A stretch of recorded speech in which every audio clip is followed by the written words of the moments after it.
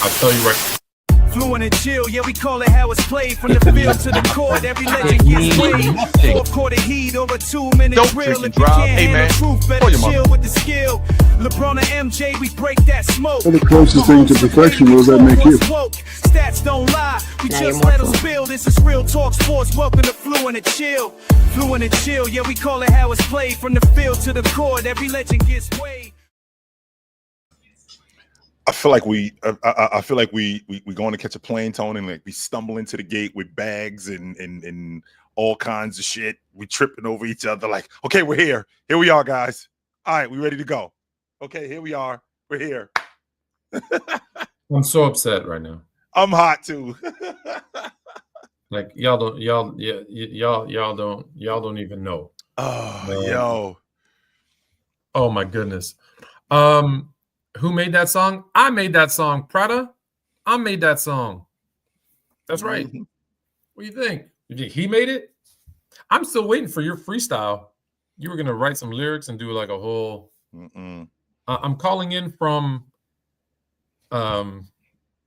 Moncton, New Brunswick, which is probably why my internet sucks. So I'm telling you right now. We've been on TikTok live for about 20 minutes. And it took this long to get the YouTube going. And I tell you right now, Chill, if my internet goes out again, I'm going to bed. I'm out. I'm going to bed. And I'm like, I'm sorry. I can't do it. I don't have the patience. I don't have the mental wherewithal. Like, it's one of these nights, Jay. I'm putting on my glasses. It's one of these.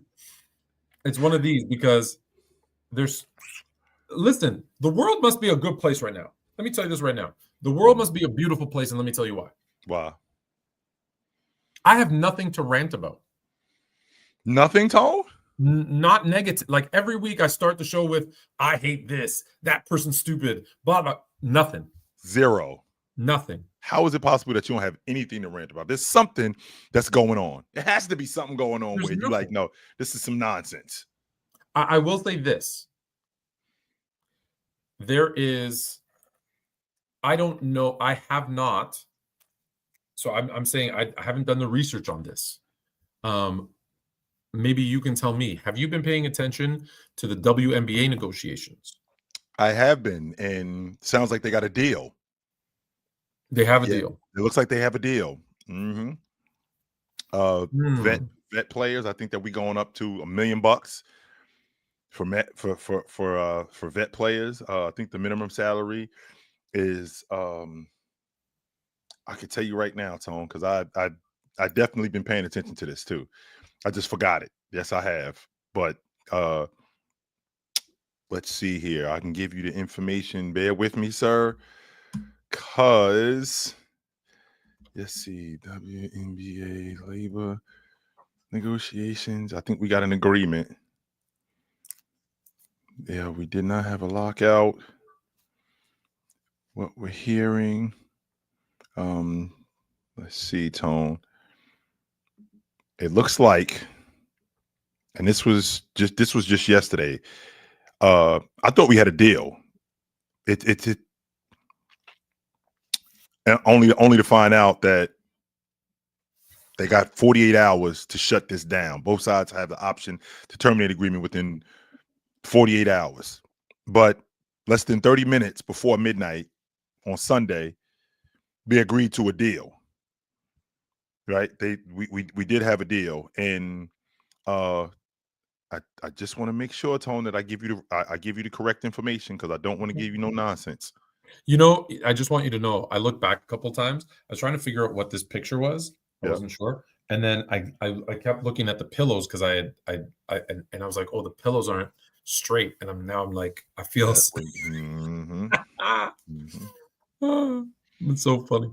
Well, you look that up. I gotta say, I'm interested because they're giving a minimum vet salary of, like you said, $1 million. And they are, I don't know if you know, or at least what I read, the one piece I did read was that they're eliminating the housing. Because nobody was talking about that. Like, did you know that the WNBA paid for their housing? No, I did not know that. That's news. Neither did I. That's they didn't. They don't tell you that when they talk about, oh, look how little they get paid. So I'm curious, is it going to be just flat, this is your pay and not like a revenue share type thing? So that's I'm curious to see what deal ends up happening, because if they lock out, they both lose. Like, I think that's the end of the WNBA. It sounds to me, and this is coming from a reliable source, the WNBA has reportedly proposed a system in which players' salaries are linked to a percentage of the revenue generated by the league. That's exactly how it should be. Excellent. Meanwhile, has sent a proposal in late October that would have allowed players on maximum level contracts to potentially earn more than $1 million in total compensation per season, with that sum being made up of a combination of base salary and a revenue sharing component. Players have remained frustrated by the league's proposal that do not reflect an overhaul system and instead have a fixed base salary component at their center. And like I've already mentioned this to you, Tone. There's no way, you being a businessman, you can definitely appreciate this. There's no way that you are in business for 5 years, 10 years, 30 years, and you're losing money. No, somebody getting paid. Somebody is getting paid. No question about it. Somebody is getting paid. You're not bleeding cash from this, basically, this spinoff company, which is the WNBA. That's what it is from the that's what it is from the NBA. It is subsidized, and the NBA has been in existence. No. Can we stop? We need to stop saying that. That's what I'm saying, Otone. If the league has been in existence, you don't think it's been so the NBA isn't subsidizing the WNBA? Is that what you're telling me? No, the NBA is running a business. They own almost 50% of this business. Okay, so they are subsidizing. So if you own 50% of a business, yep. Okay, and you're getting, that means you're getting 50% of the revenue. I'm getting revenue. Half. Okay, I'm getting half of the revenue is coming to you, and then you're taking that money that you get and you're putting it back into the business. And yes, it's operating at a loss. Don't get me wrong, but part of the reason it's operating at a loss is because the NBA and the other investors have 50%. They're taking the money out. They're putting some money in their pockets. Some of that expense that is causing the WNBA to be in a negative is because there's people in the NBA who are putting money in their pocket, as they should. That's the point. As they should. So when you say subsidize, it's, well, if I'm running a business and I'm putting money into that business, well, subsidizing means I'm giving the money and I'm not getting anything back. But wait a minute, you are putting money. Wait a minute, Tone, because that's not true at all. They are putting money into the business. Even of course they are. I'm not just their business. Okay, right. So if you own a McDonald's, and you're putting in $100,000 every month for ingredients so they can make the food, right? And you get nothing in return. Right. I'm subsidizing that business. Right. I'm making that business go for no reason. Okay. However, if I'm putting in that $100,000 a month for all the ingredients, and then every month when they make revenue, I take half of it and put it in my pocket, that's not a subsidy. That's called running a business. I think that they're taking more than half. Half is what's on paper. Oh, well, hey, okay, that's a different. Okay, that's. I think I 100% think that they're taking more. This is what I mean when I say that somebody's getting paid, because there's no way that you're operating at a loss for this long. That's just not good business. No, the money. No, notice no one's ever asked. No one's ever asked, where's all the money going? How do you make last season $200 million? You pay your employees 10% of that. Actually 9.6, but I'll round up. Let's say 10%, sure. You pay your employees 10% of that. Where'd the other 90% go? I can tell you what. And not only 90%, 90+%, because they went into the negative. Where did that 90+% go? To the people who put this thing together. It went to them. Okay. But on paper, you're saying that half of it is going to us. No. Then my point is, that's not a subsidy. You know what a subsidy is? Let me tell you what a subsidy is. Do you know how the NBA made all their money in the especially in the like 90s and up until about 2002? Advertisement. No. The number one source of revenue up until 2002 wasn't ticket sales. I know that. It was ticket sales. It was ticket sales. And listen to this. Did anyone say the government was subsidizing the NBA teams? Because guess who built most of those arenas or paid for at least most of those arenas? Tax money was. Taxpayers' money built the stadium so that they could have more seats, so that they can make more money. Because up until 2002, when the deal with ESPN was signed, that was like $600 million or whatever, $6 billion, whatever the hell the number was. Up until that point, ticket sales were the number one source of revenue and concession sales. So if the government built the stadium that allowed you to get those ticket sales, which allowed you to make money, that's called a subsidy. They paid for it. They didn't get anything technically in return. They didn't in terms of ownership of the business. That's a subsidy. No one talks about it. The NBA gets at least, to your point, at least 50%. And if they're putting money in, that doesn't make any sense. If they're putting money in and they're not getting anything out of it, I understand So when I hear the term subsidy, sorry, that I get angry. Well, it's not, because it's not true. Like I'm trying to think of another business where this is like, where someone would say like, is Elon Musk subsidizing Twitter? No, but it loses money every year. Does it? Because I was about to say, isn't X a profitable business? They say it. They say who knows? They say it. Like, who do we trust around here? I mean, because I trust no one. I do what I can to read up on stuff and do my homework, but I'm having a difficult time with the logic that a business that the NBA is funding, the WNBA is in existence because of the NBA. That's how it's in business. If the WNBA broke away from the NBA, would it be a viable business? Like if it didn't have any support from the NBA, let's just say that the WNBA became its own entity, and now this women's league is being run by the WNBA. And with it being run by the WNBA and the commissioner, it has no backing, no advertising, none of that from the NBA. Could it be a viable business? Could it be a viable business? Listen, if the right person was in charge, yes. Tone, this is 30 years, man. This thing has been going on for 30 years now. We know that it's not. We know that the right people haven't been in charge of it. Right. That's my point. Okay, so if the right people haven't been in charge of it, what you asked was, could it be a viable business? Yeah, 100%. It could have been a viable business years ago. It could have been a viable business 25 years ago. Yeah, 100%. It could have been a viable business. It could have been, but we've seen women's leagues fail. That's the problem, right? We've seen women's leagues fail. Sure. But the fact that this one has not has a lot to do with the fact that the NBA is funding it. You're right. Yes, it has. It hasn't failed because the NBA put their money where their mouth is. 100%. And they listen. They took. Yeah. They took an ownership stake, so it's not like it's charity. Stop calling it a charity for those. That being said, the problem has always been, when we say women's leagues have failed, it's because they have limited viewership. Okay. Sure. Historically, I know it's gotten better with the WNBA as of late, but historically, and they try to run it and they try to compete with the men's leagues, right? Like when I hear stupid stuff like, we should get paid the same as the men. Oh, we could beat a men's team. No, you can't. And no, you shouldn't. What you should do is start your league, let the people who appreciate what you're doing, advertise your stars, advertise your teams, create a great fan experience, get people to watch, and then build your brand like every other sports league.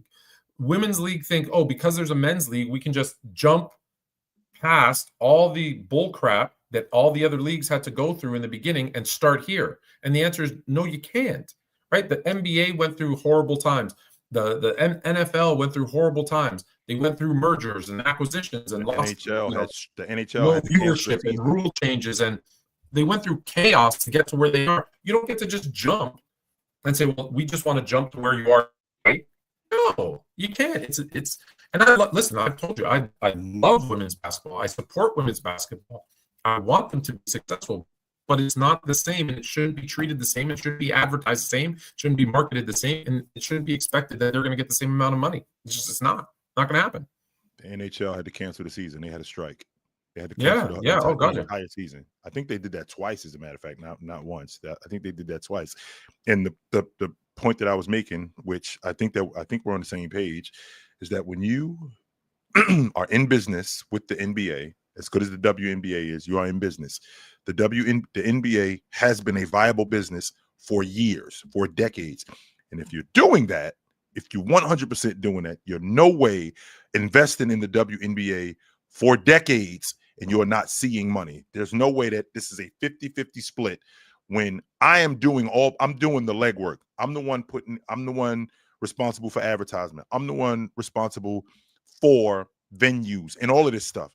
And if don't even get me started on venues. Don't even get me started on venues. So NBA takes 50% of the revenue.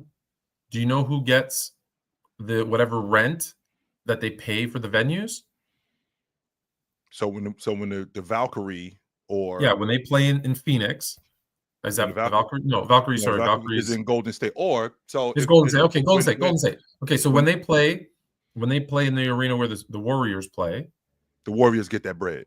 The team owner who owns that building, I'm assuming, or whoever, they get that too. So now the NBA owners are getting a piece of the pie here. They'll get a piece of the pie here, a piece of the pie over here. They're getting a piece of the pie everywhere. Yes. That's not a subsidy, my friends. That's not a subsidy. Anyways, that wasn't supposed to be my rant. I said I had nothing to rant about, but because the negotiation isn't done, I'm not going to say anything. I do want to ask you about this. And I'm going to put my glasses back on. Mm-hmm. Do you have a Tyler Hero take? What's going on? Or is it me that you're asking my Tyler Hero take? Do I have a Tyler Hero take? In 2021, I'm just going to list off names. Mm-hmm. And Evan Mobley, Scotty Barnes, Trey Murphy, Suggs, Davion Mitchell, Quentin Grimes, Josh Giddey, Franz Wagner, Sengun, Triple J, Cade Cunningham. Yep. That's I don't know if that's the top. No, that's just 12 people who are performing exceptionally well right now. Yep. If you had to redraft that, do you have all the names? I do. If you had to redraft that, how would it look to you? So to start, we're going to fast forward, Tone. We're going to fast forward to June of 2026, and we're doing this draft all over again. Yes. All of these guys are available. And knowing what you know, knowing what I know today, I got Cade Cunningham, Jalen Green, Evan Mobley, Scotty Barnes, Suggs, Giddey, Kuminga, Franz Wagner, Davion Mitchell, Zaire Ware, James Bouknight, Joshua Primo, Chris Duarte, Moses Moody, Chris Kispert, Sengun, Trey Murphy III, Trey Mann, Jalen Johnson, Cam Thomas, just to name a few guys, right? Just to name a few guys. Santi Aldama that's playing in Memphis. Okay, I gave you 12. You don't want to give me 7 to 5. Right. How am I starting this over? Okay, so if I'm starting from the top and Detroit has the #1 pick, yes, I think Cade Cunningham is their guy. Don't worry about who has the pick. Just what would be the order of the Cade Cunningham to start. Yeah. Sengun, Mobley, Barnes. I'm going to say Giddey. Josh Giddey is definitely a top 5 pick. Does Josh Giddey go before Franz? No. I don't think he goes before Franz. No, I think Franz is a top 5 pick. So Cade Cunningham, Sengun, Mobley, Barnes. Does Barnes go before Wagner? Does Barnes go before Wagner? Okay, while you think about that, let me just say this. I don't have mine. I just have this though. I separated them into 2 groups. Mm-hmm. And the top 6 are Cade, in no particular order. Cade, Sengun, Wagner, Mobley, Giddey, and Triple J. The bottom 6 are Barnes, Murphy, Grimes, Suggs, and Davion. What's the Ayo about with Suggs? I'm in the no, his name is Ayo. No, I'm talking about the guy in Chicago. Ayo. Oh, the Samo. Okay, yeah. The Samo. Okay. Hey, yo. I just like say, hey, yo. That's right. He was a second-round pick, wasn't he? Yeah. Yes, he So was. okay, so I would say Barnes then, because he's in that bottom 6 for me. I would say that he's number 7. I'd say he's at the top of the bottom 6 guys. But I'm taking Cade, Triple J, Sengun, Wagner, Giddey, and Mobley over Barnes. Triple J was in that draft too, wasn't he? Yeah. I'm thinking Cade, Wagner. No, Cade. Triple J was not in that draft. No, he wasn't. Mobley, Jaren Jackson Jr. wasn't in that draft. He was not in that draft. He was the next year. He wasn't in that draft. Did I look at the wrong list? Okay. Yes. Anyways, okay, take him out. Cade, Mobley. Yep. Sengun, Wagner, Giddey. And I think it's Cade. I like the defense. I like the defense. The defense. I love the defense. I love the defense. I'm taking Cade. I'm taking Cade, Sengun. I'll take Mobley, Barnes, Jalen Green. Maybe I put Jaren Jackson instead of Jalen Green. I don't think Jalen Green is a top 5 pick in this draft. Yeah, so Jalen Green drops out and bring Barnes in. Yeah, I don't think Jalen Green is a top 5 pick in this draft. I don't think Giddey is a top 5 pick. I think France is. Okay, let's do that. What's your top 5 picks? My top 5 picks are Cade, Sengun, Mobley, Barnes, Wagner. That's my top. That's the top 5. And I got Cade, Mobley, Sengun, Wagner, Giddey, Barnes. No, I'll go Barnes. Okay. And then the next 6, the next 5, to your point. I don't care about the next 5. I don't care. I don't care about the next 5. You know what I do care about? What's that? The Oklahoma. Actually, you know what I do care about? The Chicago Bears are in first place. Okay, no. Not in the division, by the way. No, not in the division. Not the Chicago. What, Tone?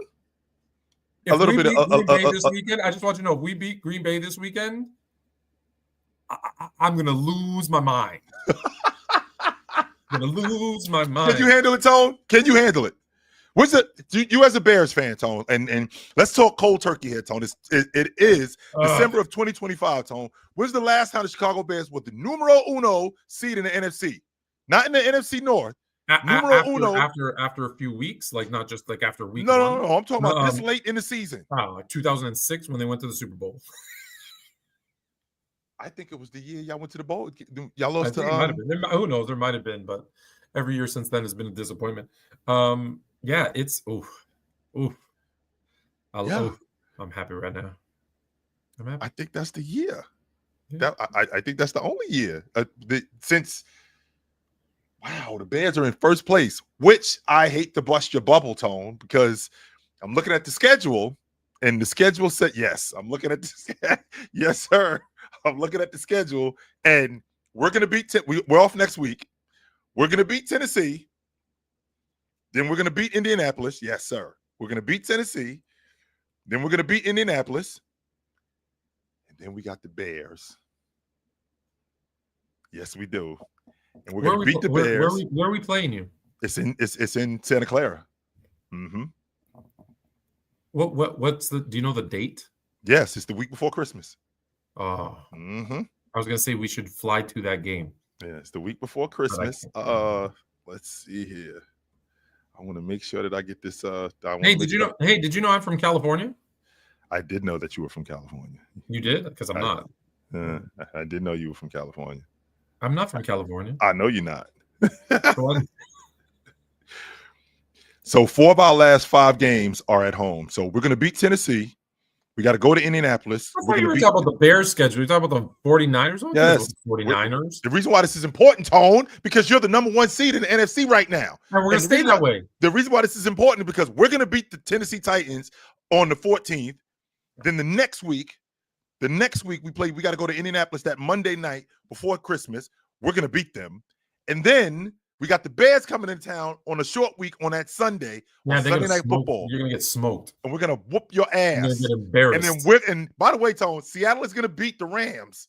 Seattle is going to beat them, which means on January the 4th, Sunday, January the 4th, we are going to play Seattle for the division and for the number 1 seed in the NFC. We're gonna be. Listen, everybody thought we were cooked against the Eagles. Mm-hmm. Yeah, what happened? Keep Yeah, I down. did Keep beat down. them. Keep down. Okay. Yeah, I did That's beat not what I them. wanted to talk about. What I wanted to talk about was my Canadian brethren, SGA, and the Oklahoma City Thunder, Yeah, who are 20-1, rolling. who are going to repeat as NBA champions, Mm-hmm. and then they quite possibly have two, not one, but two top 10 picks. So, Tone, if would this Not blow you? one. I think But two. So, Tone, would this blow your mind? So, the Clippers, who are nothing short of a disaster. Let's make sure that we clear on this, ladies Listen, and gentlemen. why do we talk about the Buffalo Braves? They're trash. Get rid of them. Buffalo is nothing. They've been Send them nothing to short Seattle. of a disaster. Send them to San Diego. Get them out of my city of LA. They're done. Now, They're listen. garbage. Now, here's the kicker, though, Tone. The kicker is Seattle. You know what? Actually, don't even do that to Seattle. Seattle deserves better. Make them the Kansas City Clippers. Yeah. Think about this for a second, Tone. Since 1998, the Clippers have won the lottery. They won it in 1998. They won it in 2009. No, 2008 or 2009 when they got Blake Griffin. They skipped that to 2018, which means that they're due to win it again. So can you imagine? I'm hearing about Oklahoma City getting a top 5 pick. I think the Clippers are going to win the lottery, and that pick is going to go to Oklahoma City. So is it the other pick that is top 8 protected? Yes. Okay. So that other one would have to be 9. So you think they're getting 1 and 9? Yes. I think the Clippers are going to win the lottery and they're going to get that pick. So the Oklahoma City Thunder, right. the Oklahoma City Thunder, because if there's any time, right? If there's any time that I can see a repeat champion in this decade, it's now. If Oklahoma City doesn't do it, I don't see it happening this decade.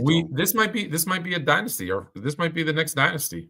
If they don't do it, I don't see it happening this decade, because I've already seen. I think we're on our 7th different champion: Toronto, Lakers, Milwaukee, Golden State.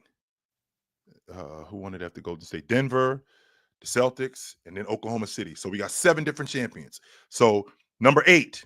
Yeah, it's like the 70s. Yeah, we could potentially have, but in the 70s it's different, Tone, because in the 70s we actually did see the Knicks win it twice. Right? Yeah, but weren't they 6 years apart? Right. Well, there was 2 actually. Yeah. They won it in 70 and they won it again in 73. Same thing with the Celtics. We saw the Celtics win it in 74, and then we saw them win it again in 76. So, but there's a stretch in the 70s, no? Okay, so in the 70s. So in the 70s, in 1970, the Knicks win it. In 71, Milwaukee wins it. In 72, the Lakers win it. In 73, the Knicks win it.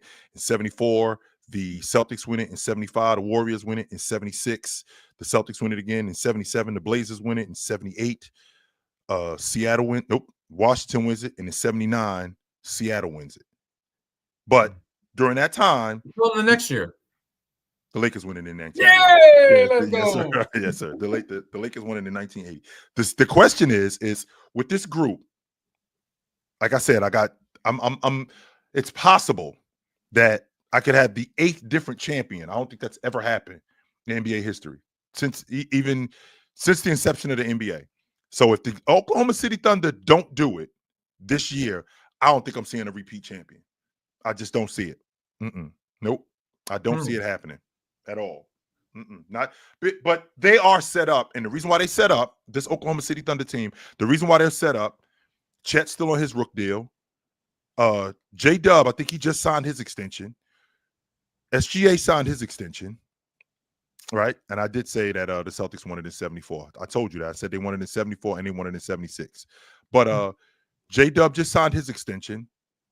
SGA, or I think if SGA didn't sign his extension, he's up for an extension, but I think he already signed his extension. He already has his max deal. So you have him on the books. You got SGA on the books. You got Alex Caruso, who signed an $84 million extension.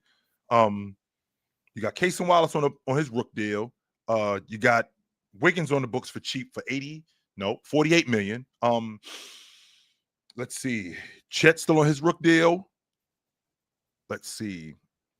This thing is going to get expensive, Tony, and that's the thing that I'm concerned with. The reason why it worked with the Warriors. It depends. If they get 2 top 10 picks, do those two, if they do it right, those two guys can replace two of the higher priced other players. Are you comfortable doing that, Tone? Down the road, not tomorrow, but if by year, let's say in 3 years, when in 3 years, I think, let's say Caruso's deal is up, I think in 2029, right? Yep.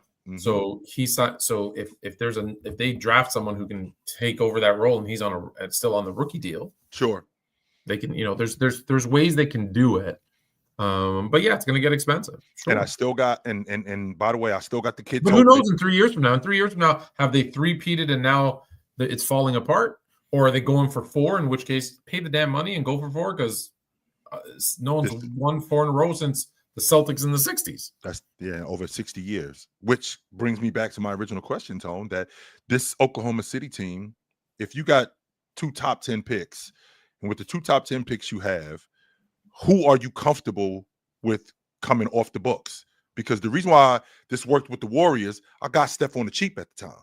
Yeah. I got Draymond on the cheap at the time. Mm-hmm. Right? I got Clay on the cheap. These guys that I have on rook deals, Chet, Case and Wallace, like this thing is going to start to get expensive, and it's going to start to get expensive. They're playing really too well. They're playing too well, so you can't get them on the cheap. Right. Like I think that's people forget is Steph signed with bad ankles for an extension that allowed them to do a lot of things like get KD. You got him for $44 million, Tone, like a 4-year deal for like $44 million. You got him for almost nothing. You didn't end up getting Clay. You got Clay for a little bit of money. In addition to getting Clay for a little bit of money, you got Draymond for a little bit of money. And then you were able to get these other pieces like Andre Iguodala for a little bit of money, a vet. They did a phenomenal job.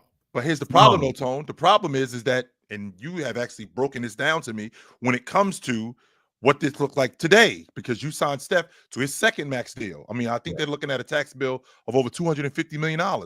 On top of now, we're looking at the second apron. The second apron is crippling. That's the one that's going to. That's the And that's the reason why James Harden, they stepped off of him. The reason why they traded James Harden is because they ended up with $30 million more, which doesn't really sound like a lot of money to you guys. No, but there was no second apron back then. No, it isn't. But today, I think they were just being cheap. No, I mean Oklahoma City was the 41st market in the country at that time, Tone. I mean, in Oklahoma City at that time, being a 41st market, saving $30 million in 2013 was a lot of money. A lot of money. Yeah, I get it. It was a lot of money, but. And they end up, don't get me wrong, they decided to pay. You know what solves all money issues in the NBA? Winning. Does it? Yeah, 100%. In fact, not only does it not solve those issues, it gets even more expensive when we win it because guys want to get paid more. Not if you're smart. Okay, and you sell the naming rights to your stadium. You get your nice piece of the TV money. Yeah. You do like MSG and start your own streaming service television network. Yeah. And then you get your own advertisers. No, if you're a championship team and you're not making money, you're an idiot as far as business goes. If in your estimation, Tone, who was ahead of the curve by doing MSG? MSG had their network years ago. That was brilliant of them. Now, did they turn that into streaming and some other things fast enough? Probably not. But that's where they really could have made some noise if they did that. So that's where we get like the Yes Network and WGN with the Bulls. That's where we get all of that kind of stuff from because MSG had decided, we don't want to broadcast our Knicks on, which I do remember this as a kid. I don't want to broadcast them on Channel 9. I want to broadcast them on, or actually they were playing on Channel 9. Let's get our own network so we can keep all the money. Yeah, and won't have to pay anybody. Now, here's the thing, Tone, because I know how you feel about your brethren SGA, right? I do know how you feel about him, and we were actually having this conversation. I don't think that he plays anything like Bryant. I don't think he plays anything like Jordan. I don't think he plays anything like these guys. However, from a production standpoint, we're having a different conversation. This is the 4th straight year I'm getting 35 and 5 from him. The 4th straight year, Tone. Oscar Robertson and Jordan are the only 2 guards that I can remember. Now, if I'm wrong, right? If I'm wrong, straighten me out. But Jordan and Oscar Robertson are the only two guards that I can remember that averaged 35 and 5 for 4 straight years. I don't think anybody else can say that they did that. James Harden can't say that he did that. Russell Westbrook can't say that he did that. Steph Curry can't say that he did that. I'm talking about all-time great guards. Magic can't say that he did that. Damian Lillard can't say that he did that. And we're talking about bucket getters at the guard spot. Russell Westbrook. None of these guys can say that they did that. I say that to say, with SGA producing what he's producing, to your point, if the Oklahoma City Thunder were to win it again, and he ends up winning another championship, and he ends up winning another league MVP, he ends up winning, I think that what he's doing is he's cementing his legacy. Because when you win it back-to-back, what that does, that legitimizes me, Tone. That makes me official. That whatever when with me winning it one time, I'm essentially saying, okay, anybody can win it once. When you do it in back-to-back seasons, I don't mean winning the NBA championship over the course of 10 years, winning it twice. No, when we do it back-to-back, that shuts down any of the talk of not being it. So now the conversation that we have after that is, can you do it again? Can we start to put you in this conversation with Jordan, Russell, Bryant, Shaq? Can we put you in that conversation as opposed to you're just this good? Because we can no longer. You know what's going to happen with him, right? What's going to happen is people are going to say, well, no, because he had such a good team. No, no, I'm not trying to hear that tone. I'm telling you will. Nope. I'm telling you, oh, his team was so deep. His team was so good. Like they'll come up with something. Okay, so nobody is winning with an okay team. Nobody. And what you're not going to sell me is with him having a good team, very much like what was going on in Chicago with Jordan. That team was garbage when he got on the crew. Very much like SGA when he got on that Oklahoma City team. Trash. They were awful. And that team was built from the bottom up, and it was basically built around him. They ended up bagging Jalen Williams. Let's be clear. It was built around an idiot in LA who let Kawhi Leonard hold him at gunpoint and rob him over and over and over again. And PG3, who had just signed a deal in OKC. It was the best thing that ever happened to OKC, is him demanding that trade. Because he's trash, and look at what they got in return. They got all of those picks. All of those picks and SGA. They got That's what built that team. Yes. Thanks, Paul George. And look and what Paul George done since. But nothing. Here's the difference, though, Tone. The difference with that is it's easy for us to say today. It's easy for us to say today, yo, you absolutely make it was a trash trade or thank you, Paul George. If you don't make that deal, you're getting fired. The reason why that deal is made is because Kawhi Leonard makes it clear to Paul George, you get out of there and you get to Los Angeles, I'm coming with you. You get out of there and you go to. You signed a deal. But they didn't have to trade him, though, Tone. They did not. Oklahoma City did not have to trade him.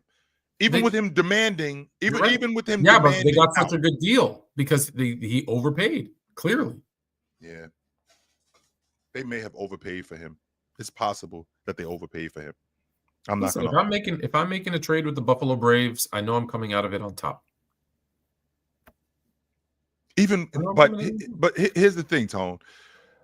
Are the Clippers, because they haven't been a terrible organization over if you think about what they've done over the last. No, they have not, Tone. No, they have not. They've been terrible. No, see, Tone, you still stuck on them being the Buffalo Braves. They are.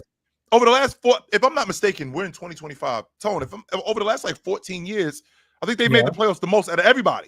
Okay, cool. They made the playoffs. Yes, which is a big deal. Yes, what they do in the playoffs? Big deal. I mean, no, it's not. If you consistently underperform, if you consistently underachieve expectations, that's not a success. But it's not like this was a team. No, it's not like this was a bad team with low salary, like Moneyball, and they somehow magically made it to the playoffs all these years, and they're like, wow, what a great job. No, this was a team that had championship aspirations, and what they second round? They're a second round team. They were a second round team. That's not success. That's not LA success. No, that's not Clippers. That might be Buffalo's success. That's not Lakers' success. That's the difference. The difference is with it being the Lakers and with it being. Let me ask Clippers. you this: in the 14 years that they made the playoffs, did they ever? How many times? Sorry, let me rephrase the question. How many times did they overachieve expectations? How many times did they underachieve? So when they got Blake Griffin in 2009, they missed the playoffs. Or maybe I'm sorry, I think they missed the playoffs that year, but they ultimately they didn't start getting expectations like that until they got Chris Paul. Right. Okay, so when they got Chris Paul, I don't think that there's anybody that thought that. And how far did they go? How far did they go with Chris Paul? They lost in the second round to Memphis in 14. Now, they ended up beating the defending champions. They lost in the Western Conference Championship in 22. Yeah, because Kawhi Leonard got hurt. Yep, they lost in the Western Conference Championship because Kawhi Leonard got hurt. That's the furthest that they've ever been.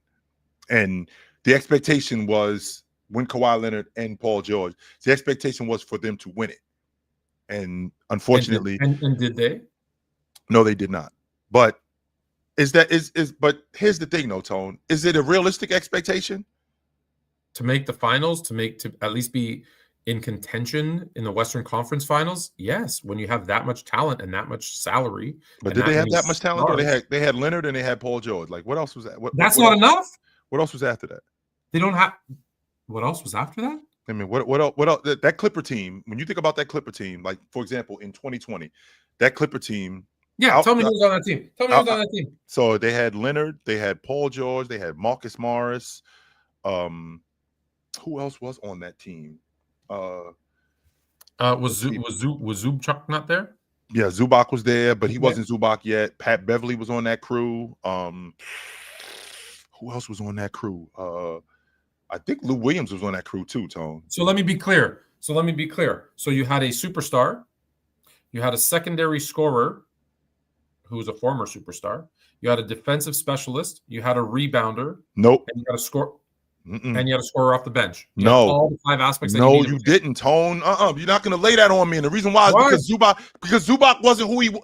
Zubac he's still rebounding. I'm not saying he wasn't. There's a reason why Jerry West stepped off of him. There's a reason why the Lakers stepped off of him. He wasn't that yet.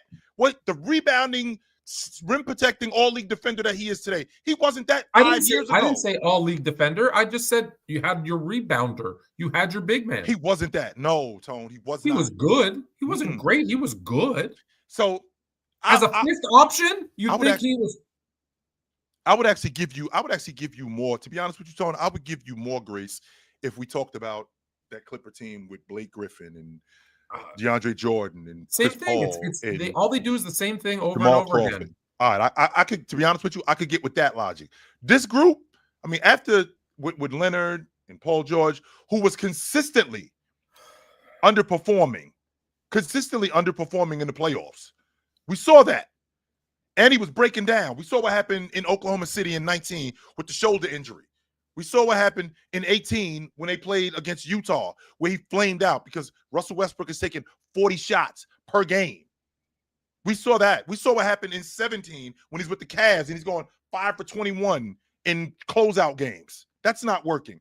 Meanwhile, Paul George is one of those guys who is, in theory, that's who Paul George was. Like the playoff P. He wasn't no damn playoff P. That's not who he was.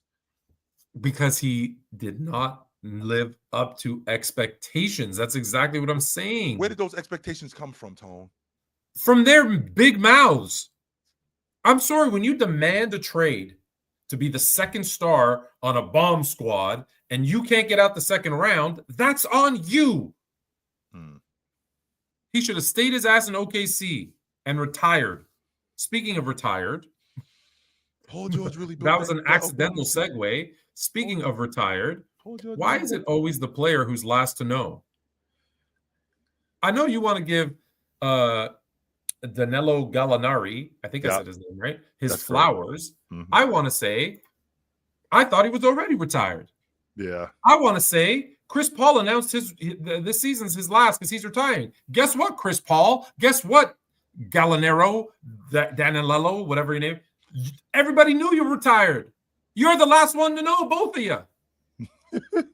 Both of you. The player's the last one to know. Did you know he's still in the league? He's not in the league. He just hasn't officially retired. That's the difference, though. Well, listen, when you're not on a team anymore, you've been retired. Yeah. He's not officially. Okay? Chris Paul, you've been retired. You just didn't know it yet. You've been retired. I mean, Gallinari, for all intents and purposes, had some really good years. 100%. He was a great role player. Yeah, he was awesome 100%. In Denver. I mean, he had a 5-6 year stretch in Denver. He was like 17, 18 a game. I'm not saying he's trash. I'm just saying he's been retired. Like he didn't have to announce anything. Last year was his last year in the 24 season. Actually, 2 years ago, because 24-25 was 24-25 was last year. 23-24 was his last season in the league with the Bucks, and he played 17 games. Since then, he hasn't been in the league. So almost 2 years now since he's been out of the league. And I mean, I think we all come to expect. I just want to shout out Danilo Gallinari. I remember him with the Knicks. I think that when Carmelo Anthony got there, I think that it kind of threw a monkey wrench because he was a part of that trade that sent. He was a part of that trade that sent Gallinari to Denver.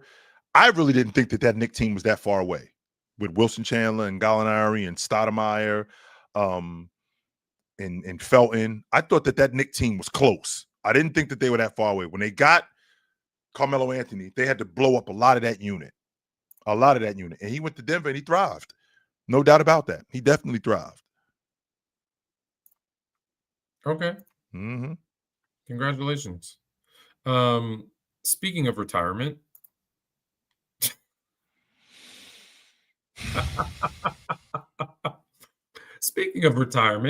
I'm just so tired of doing this, I am, man. I'm just so tired of doing this. I feel like every year you and me, we do this with this guy. I do.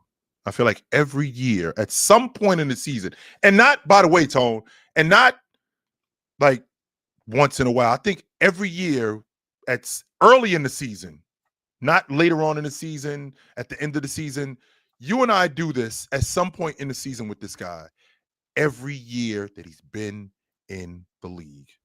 Every year we get something like this. And here we are again. He's out for he only played 10 games. That's it. Mm-hmm. That's all I got from him. 10 games. That's it. And I think Zion, I've said this to you countless times, Tone, a guy who, with that lower body mass that he has, it's been a problem. And it's going to always be a problem when it comes to him. With that also being said, I think that he showed up in 19 with Ja. Tone, we're in year 7. He's done. We're in year 7, Tone. And listen, I remember what I said. Remember what I said when he was drafted, and I said I hate to say it, I don't want to see it, but his weight's going to be an issue. His health's going to be an issue because of that. Even if he loses weight, it's too late. And everyone said, "You're a hater. You're a hater. You're a hater." I'm not. I was being realistic. I said I wished, like, he's so athletic, he can be so good, but it's just not. He's just not in the cards for him. I thought I could get 5 years of health out of him, Tom. Yeah, you haven't gotten one. I really did. I thought that I could get 65 to 70 a game, 65 to 70 game seasons from him. I have gotten 65 to 70 game seasons from him. 0. Yeah. I got. That's not true. I got 1 70 game season from him. That's not true, okay. Tony. In 24, in 24, I got a 70 game season from him. That's it. I've gotten 1 70 game season from him. Since then, I haven't gotten anything else. I haven't gotten anything higher since then. That 70 game season. I haven't gotten anything. I've gotten a 61 game season in 21 where he made the All-Star team. Since then, I got a 29 game season. I got a 70 game season. I got a 30 game season. And this year I got a 10 game season. We don't do this with anybody else, Tone. If we had a number 1 overall pick who is in year 7, and he's giving me on average 35 games a season, we're not saying that, we're still waiting around for him to be better. Next year. No, we're not doing that. Tone, we're not doing that with nobody else. Nor should you. We're not doing that with nobody else. So, and from what I understand, it's an extended period of time with this adductor muscle. For those of you guys out there that don't know, your adductor muscle is the muscle that allows you to lift up your leg. It's the muscle that Willis Reed tore in game 5 when he played with the Knicks. When he was dragging his leg, that's a season-ending injury. He's got the muscle isn't torn. Apparently, it's strained, and he's going to be out for an extended period of time, which is a problem. He's done. Here we go again with this guy. It's all, and more times than not, it's something lower body with him. That's the downside, which really bothers me because this dude is, one, a ridiculous athlete, and two, he can play. Like, this guy isn't just hype. Like, he can really play. One of the best downhill guys that I've ever seen. One of the best drivers of the basketball, plays through contact, one of the best finishers at the rim that I've ever seen. Problem is he can't stay healthy. And he can't stay healthy. Every time he goes down, I appreciate Charles Barkley more. Right? There's a guy who they said overweight, you better figure it out. You're never gonna last. And he played 16 years. Yeah, come on, Zion. He played 16 years, Tom. Yes, he did. He played 16 years. Absolutely. So it's too late. It's too late for Zion, in my opinion. Is it too late for Dallas? I don't think it's too late, Tone. And the reason why I don't think it's too late is because when I look at the standings and I see where the Mavs are, as of right now, they're 2 games behind the Trailblazers for the 10 spot. Anthony Davis, they just got him back in the lineup. I think that their offense is going to get better. Cooper Flagg has been playing great as of recent. I think his last 6 games, so I think he's averaging like 19, 9 and 6, 19, 9 and 4, something like that. Anthony Davis is back in the fold. He went off either last night or the night before last. Yeah, 32, 13, 4, got 2, busy. 2.5. Even though Joker went almost 30 and 20. So but that's an average night for Joker. Right. That's Joker. Yeah, that's Joker. But even with that being said, they got one of the best defenses in the league. And if they're another team that if they can get healthy at the right time, right? I feel like this is a team that if we can get some health together, which is around this time, Tone, this is the dog days of we're coming up on the dog days of the season, about another 2-3 weeks, where we'll probably go from, I'll say, like the 17th to the trade deadline, which is around February 9th or 10th. If we can get some health, I think that we could go on a run and we can make some progress. The difference is here with this group, right? The difference is with this group is, can we get Anthony Davis to stay? Can we get day-to-day in your estimation? Can we get him to stay healthy? D'Angelo Russell has been playing really well off the basketball. That's good. Nembhard actually has been a really good spark for them. Their defense, with both Lively and Gafford, who have both been out of the lineup, if we can get these dudes healthy and get them back in the lineup and continue to play the defense that we're playing, and matter of fact that we got Anthony Davis back, our offense can be better. I think we can make some headway. Let me ask you a question, and then I'll tell you what I'm thinking. Well, is Kyrie remotely close to coming back? I haven't. I mean, I've actually heard that they might be interested in shelving him for the season. Okay, I've heard that, and that's okay. So, Dallas, I said this from the beginning. If healthy, this team is a legitimate playoff contender that can make a run deep into the playoffs because of their defense. But they have to be healthy because they don't have a lot of scoring, but they have a lot of defense. That being said, 666 is the number of the beast. I don't know if you remember kind of our childhood, the 666. They need to make a deal with the devil. And here's why I bring that up. Today, they are 6 games at a 6th place with 60 games to go. There is absolutely no reason why a team can't make up 6 games in 60. This team could be a non-play-in team. A legit playoff team. A legit playoff team. Anything top 6 is now legit playoff.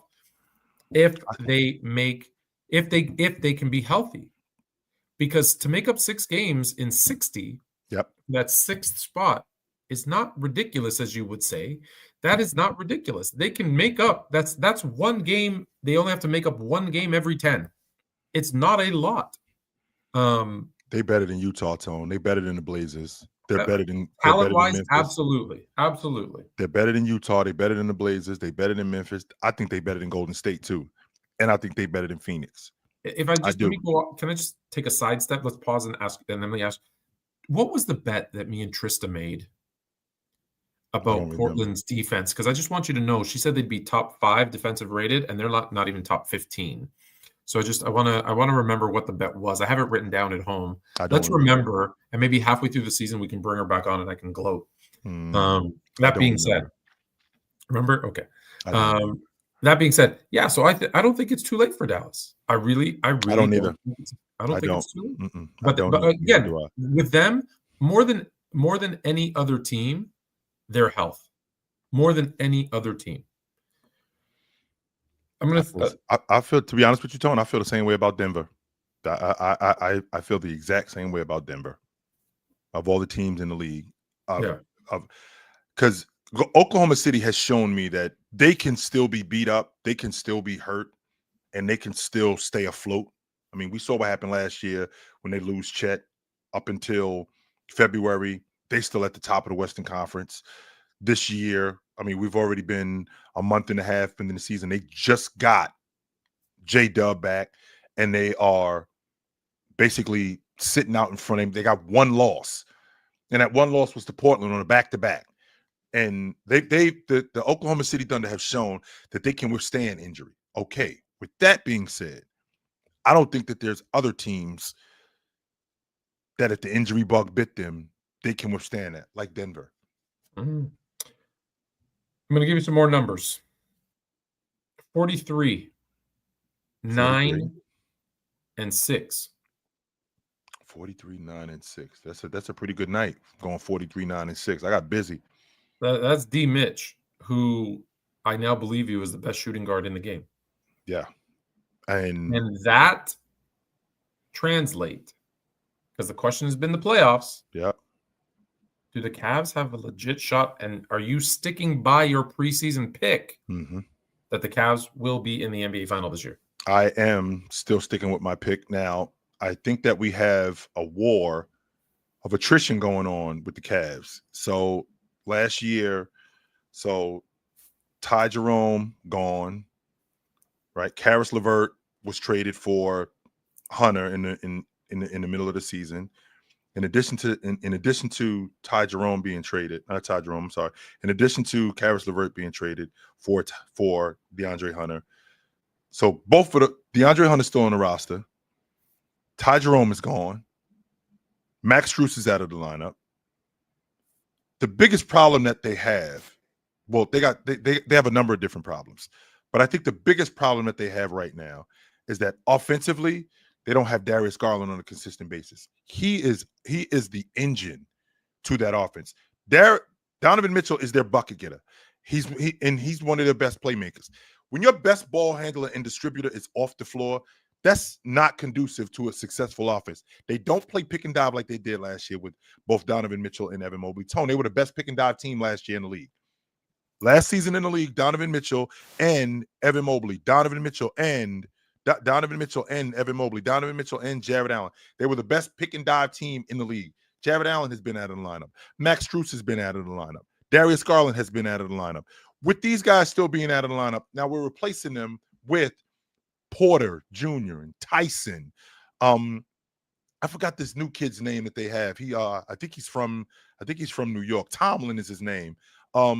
This kid Tomlin is, I think he's to be honest with you, I think he's a damn good rotation guy. But Tyson, Proctor, guys like that,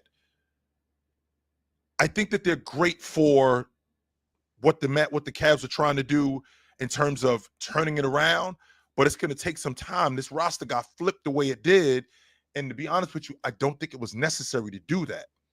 That's why I'm having a problem on that aspect. Then on the other side of this, we got a Cavs team. Then on the other side of this, we got a Cavs team that, to be honest with you, they soft. They are soft. They will fight you back, Tone. I'm not going to argue that point. Evan Mobley will fight you back. He's not going to swing on you, though. He's not going to punch you in your face, which is what the great teams do. They bring the fight to you. I don't think Cleveland does that. And I don't think that they do that nearly as much as they should. And I think that's the biggest problem. On top of that, Lonzo Ball, who's great at hitting guys, the hitting guys in transition, as great as he is on defense, keeping his hands busy, he can't knock down a shot, Tone. And that's a big deal. I think that's a huge deal when you're talking about being one of the most viable rotation guys.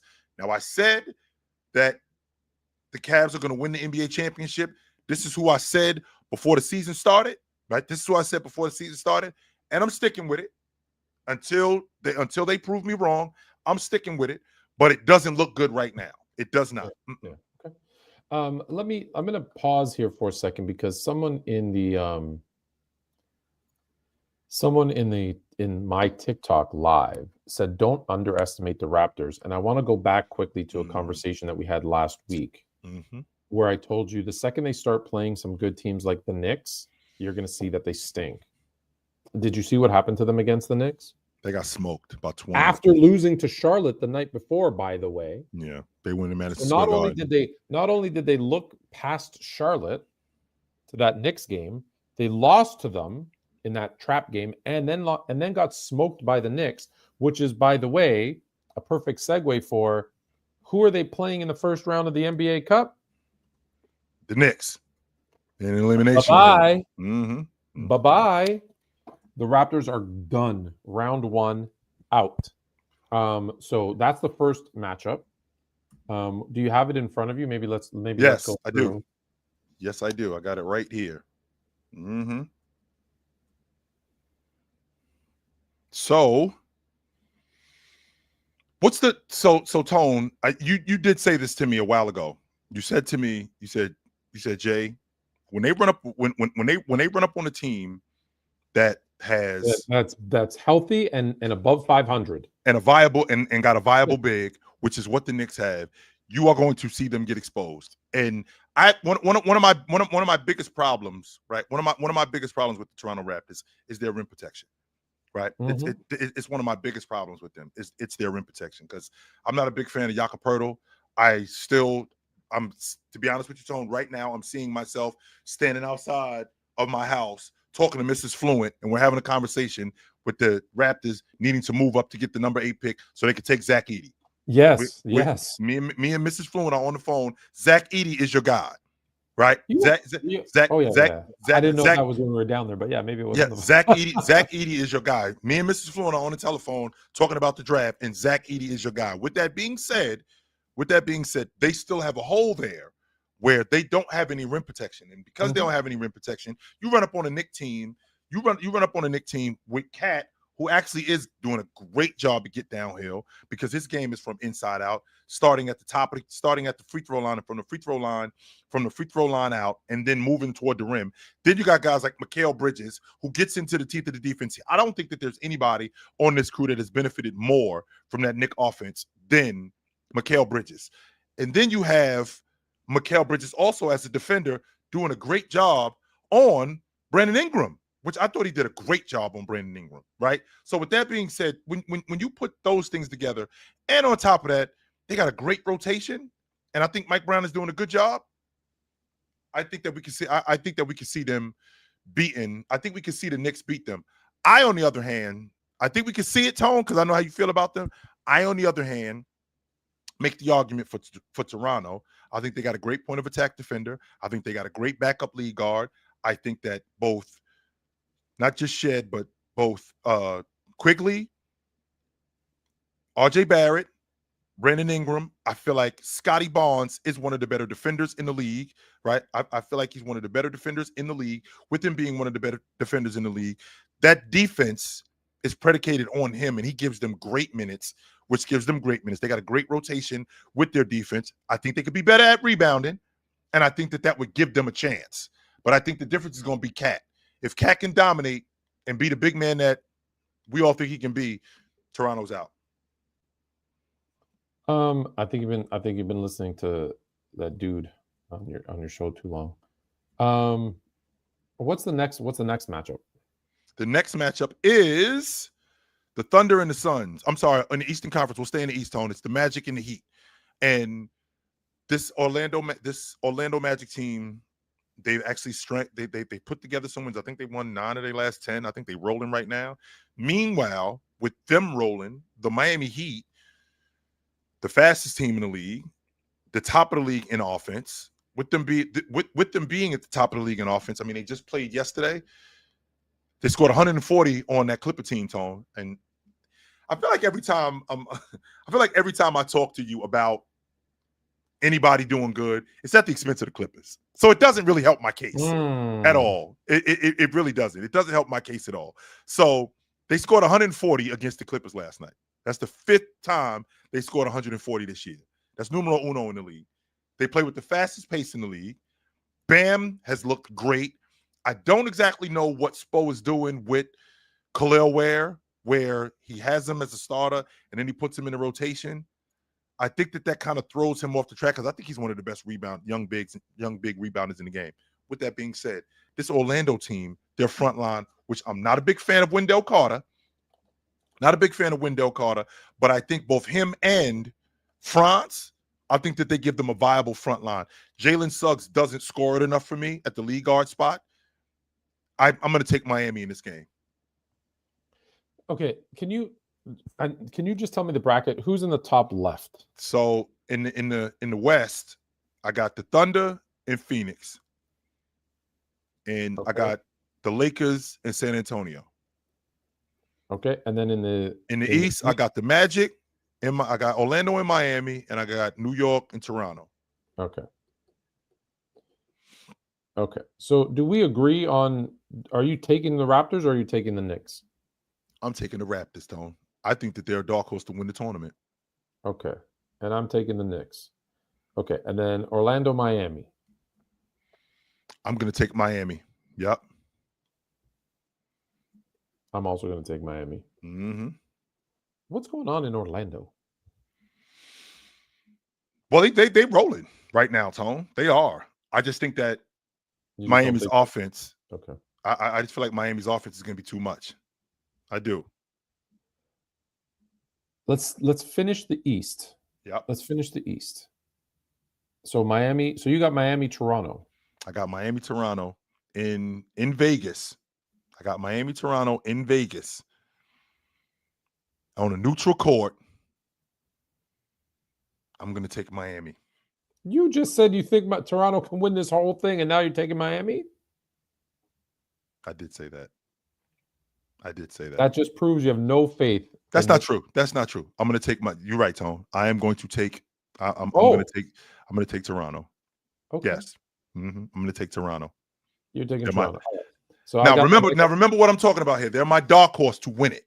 I ain't said that they're my dark horse to win it. That's why I was thinking Miami. That's why I was thinking Miami. I think that Miami can clip them. I think Oklahoma City is going to win the tournament. Yes. All right. So let's finish it. So okay. So you got. Well, I'll recap it later. I got the Knicks beating Miami. So I got the Knicks going to the final in Vegas. Mm-hmm. Okay. So let's talk about OKC Phoenix. Phoenix's defense looks good. It looks great, Tom. But they ain't stopping OKC. Well, to be honest with you, I thought that they did a good job. The last time today is Monday.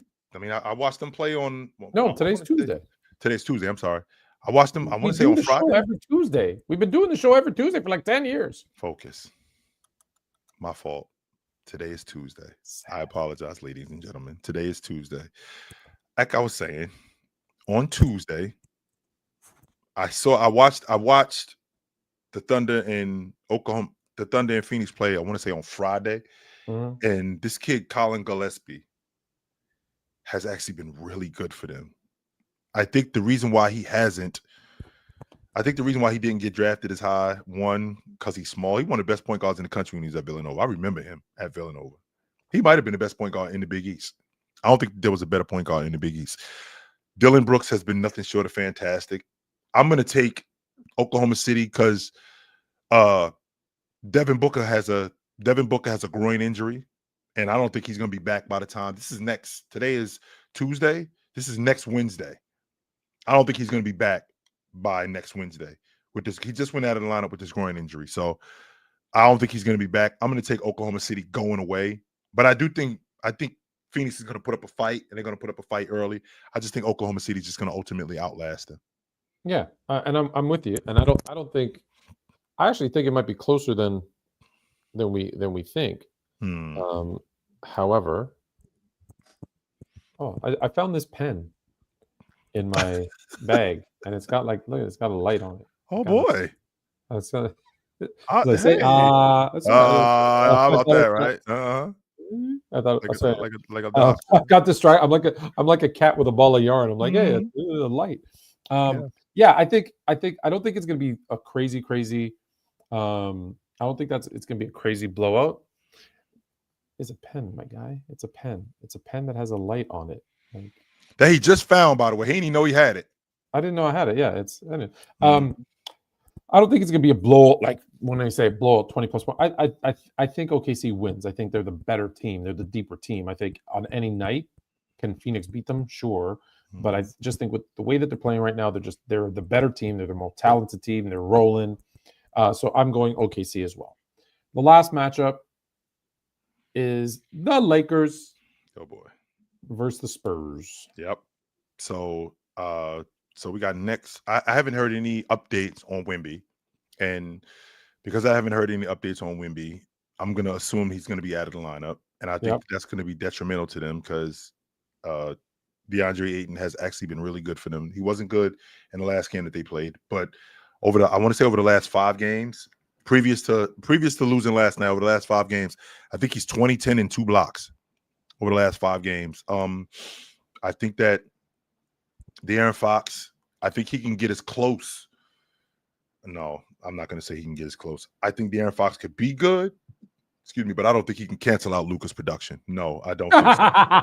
No way. I don't think that. Was that? Were you going to make a joke and say that? Yeah, I was thinking to myself, maybe De'Aaron Fox play Luka to a tie? No, he can't. No, I'm not going to do that at all. De'Aaron Fox can't play Austin Reeves to a tie. Yes, he can. He 100% can play Austin. He can cancel out Austin Reeves' production. But I don't think that's the issue. I think getting Castle back is going to be an issue. If they don't have Castle, I don't think that they could beat the Lakers. If they don't have Castle or Wemby, they're not beating the Lakers. No, I'm going to take the Lakers moving forward. I think everyone knows my pick. I think when you have the glorious King LeBron, anything is possible. Mm-hmm. And when he's your third option, it's even better. And therefore, the Lakers. And listen, when you got a hurt Spurs team like this should be the blowout of the series. Like this should be the embarrassing one. So you think the Lakers should smoke San Antonio? Smoke them. Serve these dudes. Smoke them. We both got OKC beating Phoenix. So now, now in this case, we both have OKC versus the Lakers. Yep. I'll be quite honest with you, Tone. They trounce you guys. I don't think they'd be. I think they run through you. I think they run through you like Taco Bell. That's what I think happens. I think that they're deeper than you guys. They can match your production at almost every position. They got a better defense than you. They got a better offense than you. They're a better transition defense than you. They're a better transition offense than you. They got more guys in their rotation than you. I think they smoke you guys. I don't think they beat you. I think they smoke you guys. I don't think. Do you know what happens if you eat a lot of cheese? Yes, you get backed up. That's our kryptonite for Taco Bell running through us. We're going to put a big ass block of cheese, and the Lakers are going to be the second loss of the season for the OK City Thunder, and the Lakers will beat the Thunder and face the New York Knickerbockers in the final. Lakers Knicks in the finals. Listen, the Lakers healthy. The Lakers healthy have Ayton, who can be okay, He's not gonna win a game for you, but he can do his job. Yep. But when you have Luka, LeBron, and Reeves, you can counter what they're giving you with SGA, J-Dub, and Chet. You can counter them. And I think LA's actually set up. Remember a couple years ago, you said as long as LA doesn't face the Nuggets, they have a shot at going to the NBA final. And if we can avoid these guys, yes, sir. And unfortunately, they faced up against the Nuggets, and well, we saw what happened. I think the Lakers are a bad matchup for OKC, and I think it's going to be exposed in the NBA Cup. Because listen, there's nothing LeBron likes more than winning chips that mean nothing. What? Yeah, he already won the in-season tournament once. He won the Mickey Mouse ring. Like that's what he does. He likes winning stuff that don't matter. He likes going into games that are 20-point blowouts so that he can score his points, so he can keep a stupid 10-point streak going for no apparent reason. Why was he in that game? What if he got hurt? So he could keep his 10-point streak going. That's why. Ridiculous. Ridiculous. Yes. My Lakers in the final. Okay, you have OKC Toronto. I do. So by how much does OKC demolish Toronto? I think that they handle them, considering what Toronto has. I mean, I think the hole where Toronto lacks is where Oklahoma City thrives. They are great at getting to the rim. Chet's great around the rim. Not only is Chet great around the rim, Hartenstein is great around the rim. SGA is one of the best in the league at getting to the rim. So is J-Dub. I think that they cause havoc on the perimeter. Cason Wallace is one of the better perimeter defenders. I'm on record saying I think he's going to make the all-league defensive team. I think that he can shake up that backcourt, and I think that he can shake up Quigley and make Quigley into a turnover machine. And I think that they can jump on. I think they can jump on that Toronto team and handle them. I'm going to say 12 plus. I want you to know, because I'm going to keep this, and I got it all written down. I got the Lakers in a dogfight against the Knicks, but they end up winning by 5. And they raise their second in-season tournament banner, which is going to drive me insane. That's the only reason I think they're going to win, is so that they can raise the banner to drive me insane. Twice in 3 years. Yeah. I'm going to lose my mind. And then you'll never hear the end of it. LeBron's the GOAT. 2 in-season tournaments, he's the GOAT.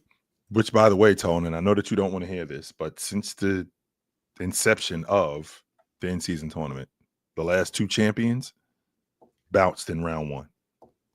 Well, I was gonna say that's why I don't think OKC wins it. They've got bigger fish to fry. So they avoid. So they're going to avoid. They're going to avoid the first round. That's interesting. They're going to avoid that. They're going to avoid going to the championship so they can avoid getting bounced in the first round. They might lose to Phoenix on purpose. They'd be like, because that's some bad juju, which they don't want. Hell no. You don't want that. Hell no. You don't want to put any of that into the air. And I hope they're not like, some people got like that arrogance, or they're like, well, we're going to be different. We're going to be different. We're going to change that. Don't do it. Don't do it. All right. So that's that. Those are the picks. You got Miami. We both got Miami beating Orlando. I got the Knicks. You got Toronto. Then you've got Toronto beating Miami. I got the Knicks beating Miami. In the West, we both got OKC. We both got the Lakers. I got the Lakers. You got OKC going to the final. So you have OKC blowing out Toronto in the final. I got the Lakers in a tough matchup, beating the Knicks. The month is over, November. Today is December the 2nd. And so we officially have our players of the month. It's the best player in the West and the best player in the East. Wow. Scotty Barnes, the best player in the East, Tom? No, Cade Cunningham is the best player in the East. Cade Cunningham is the best player in the East? Players of the month. Yes, sir. What? Who's better?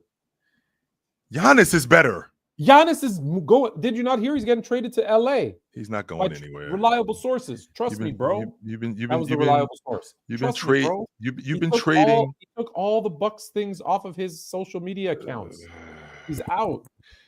You've been trading Giannis for the last. We've been trading Giannis for the last 5 years. That's what we've been doing. That's what's been going on. And if you're trading Giannis to wait a minute. I want to make sure I'm following you here. We're trading Giannis to the Lakers. Is that what we're trading him to? Yes.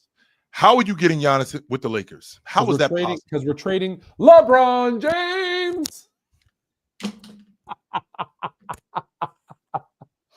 Luka, Austin, and Giannis is a better three-headed monster than LeBron with those two. You know LeBron's got a no-trade clause in his contract, right? That's okay. No, it's not okay. It means everything. Milwaukee is close to Cleveland. Oh, no. Well, I don't know what Milwaukee and Cleveland have to do with each other. It has nothing to do with each other. He wants to be close to home. No. Oh, my goodness. So get it. So you know what that means, Tom? Just so you know, there's a third team involved. Get a third. He's going to go to Cleveland. Cleveland's going to send something to Milwaukee, and Milwaukee's sending. No, here's the joke about the. Let me go back. Because on Twitter, someone who's pretending to be like a new NBA source, and she's got like tens of thousands of followers. She's like, I just got confirmed through sources that Giannis is being traded. And I think she just wants to like break it and be the first one because he took all his social media stuff down. Mm-hmm. And everyone in the comments is like, what are your sources? Oh, I got sources. And everyone's like, yeah, trust me, bro. So no, Giannis is not getting traded. Yes, Giannis is the best player in the East, but I can say that, since he missed some time with some injury and he's probably going to get injured again, I think Cade is right there as a top 3 player in the East, and well deserved. I think he had a better month. How about that? 29, 9, and 6. I think he had a better month. Just so you know, Giannis is averaging 30 and 10. Yeah, but my team won more. Mm-hmm. That's absolutely in with Detroit winning more. I think they won, if I'm not mistaken. Detroit won like 9 in a row, something like that. They've been rolling. Well, didn't the Bucks lose like 8 out of 9 or something? When Giannis went out of the lineup, that's when they went in the tank. Yeah. So that's what I'm saying. So who had the better month? That's when they went in the tank. When Giannis Cade had the better month. Lineup. Okay, so I'm curious about your thoughts on Giannis. Are voters, do you think they're going to get desensitized to how great he is? Because this dude is making a case to be a top 5, top 3, top 1 center of all time. Yes, he might be the best offensive center ever already. Yes, and I think that because what's going on with the landscape of the league and how good what's going on with the landscape of the league and how good everybody else is, I think that even though we talk a lot about Joker, I think that in years to come, like what he's doing is going to get thrown by the wayside, and it's very much like what Russell Westbrook did with triple doubles. And what I mean when I say that, Tone, is Russell Westbrook, he made triple doubles look like it was every day. He made triple doubles look like anybody can do this, when in reality, it's incredibly difficult to average a triple double. And I feel like with Joker is so good at what he's doing, he's making it look like it's nothing to do it. And because he's making it look like it's nothing to do it, people are getting desensitized. Tone, he went for almost 30 and 20 last night. Even though, sure, he wasn't great. He wasn't great, but he went I think he went 29, 20 and like 9, something like that. And because of that, like, people are going to see that very much like what they see with Russell Westbrook, and they're going to go, all right, I mean, you're supposed to be doing that. When in reality, no, you're not. Nobody else is doing that. Nobody else is doing that on a consistent basis like he is. Just like nobody else is doing what Giannis is doing. Just like nobody else is doing what Luka was doing. So, I mean, I think that because we live in this space that we live in, I think that in years to come, people are going to see this and they're just going to forget how awesome these guys really were. Yeah, well, yeah, it's I hope that we don't. I hope that we don't, but I know, to your point, like everyone just disrespects, right? Like when you talk about Elgin Baylor, everyone disrespects when you talk about, George Gervin, Dominique, like they ignore their numbers and they're like, yeah, because it was, the plumbers and blah, blah, blah, blah, blah. And it's like, that's going to happen. Like they don't realize it. It's going to happen to Joker, but in the moment, right? For those in the moment who are the same people who say that, by the way, about Baylor and, all these other dudes and Dominique and whatever, these are the same dudes now in 20 years. They're going to be defending Joker because in the moment they realized, oh yes, at this time, he wow, how good he was. Yep. And history is unkind Yep. because everything in the past is trash. Because we only see what's new and what's shiny and what's in front of us right now. And I hope that it doesn't happen. But sadly, I think you might be right. I think it will. I think it will. And that's too bad. Now, those were the players of the month. Yep. What the hell is defensive player of the month? This is the beginning of it, Tone. And this is great. This is the beginning of it. Here's why. More use player of the week. Hear me out, player Tone. of the month. Defensive player of the month. Defensive player of the week. Next thing you know, player of the week. Player of the day. Defensive player of the day. Oh, blah, blah, blah, blah. This is the stupidest thing I've ever heard in my life. Tone, hear me out. And then guess what? Oh, I'm in the Hall of Fame. Why? I was defensive player of the month 7 times. And we should retire my number. And let's put up a statue. Like that's where this is all going. All these idiot kids growing up, and they all get trophies for finishing last because their parents are too soft to tell them you suck. Okay. And now it's going to happen. Now we're doing that with NBA players because they were the same kids who grew up in that generation. And now everyone's number is going to get retired. Everyone's going to get a statue. Everyone's a winner. This is I hate what we're doing. It's not, Tone. This is the beginning of it. And hear me out, Tone. The defensive player of the month, very much like the rookie of the month. So with the rookie Another of the month, stupid award. Okay, but it's like the player, just like the player of the month. So the defensive player of the month, you know what that's going to lead to, Tone? That's going to lead to the offensive player of the month. And you know what we're going to get? We're going to get a defensive player of the year, and we're going to ultimately get an offensive player of the year. And then we're going to get an MVP. We're going to get a defensive player of the year, and then we're going to get an offensive player of the year. This is going to be great, Tone. This is fantastic. Yes, sir. We already got a clutch player of the year. We already got a defensive player of the year. We got to get who is the best offensive player in the game. Now, I got a headache this big and it's got Excedrin written all now, over it. here's the thing. Nonsense. I am on record saying we already have the best. We already have the offensive player. We already have the offensive player of the year. It's called the league MVP. No. What's going to happen? What they should do then is that whoever gets the most combo of offensive player and defensive player combined total votes, that's your MVP. That's interesting. No, let me add one more stat. You add up total offensive player of the year votes, total defensive player of the year votes, and team wins. And that's your MVP. Because that's who's contributing the most to winning. That's right.